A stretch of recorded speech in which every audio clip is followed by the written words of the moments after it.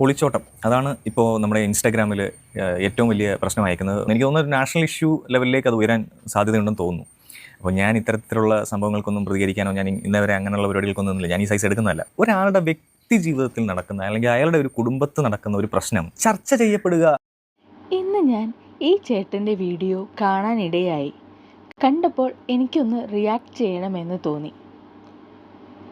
ഈ ചേട്ടൻ പറഞ്ഞ കാര്യങ്ങളൊക്കെ ഞാൻ യോജിക്കുന്നു.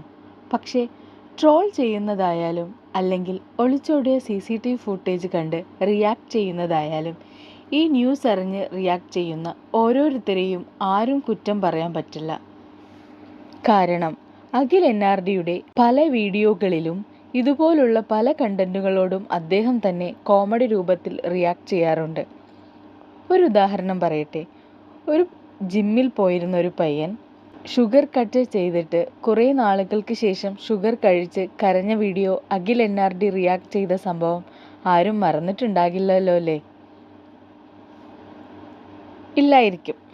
അങ്ങനെ മറ്റുള്ളവരുടെ ജീവിതത്തിലെ ഇത്തരം കാര്യങ്ങൾ കണ്ടിട്ട് റിയാക്ട് ചെയ്യുകയും അതിനെ കോമഡിയായി അവതരിപ്പിക്കുകയും ചെയ്യുന്ന ഇങ്ങനെയുള്ള ഒരാളുടെ ജീവിതത്തിൽ ഇങ്ങനെയുള്ള ചില വീഴ്ചകൾ വരുമ്പോൾ മറ്റുള്ളവരും റിയാക്ട് ചെയ്തിരിക്കും. അതിൽ അത്ഭുതപ്പെടേണ്ട കാര്യമൊന്നുമില്ല.